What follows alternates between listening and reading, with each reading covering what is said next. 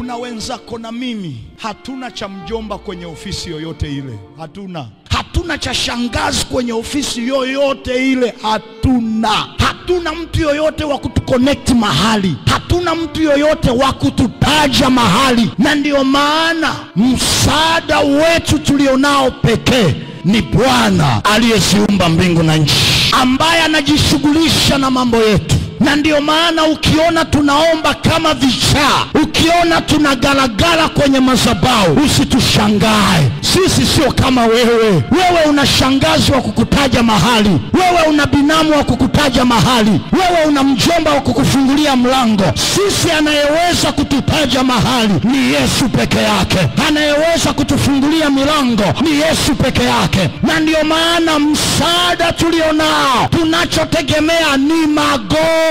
Na ndio maana utatukuta tunaomba, tunalia, kwa sababu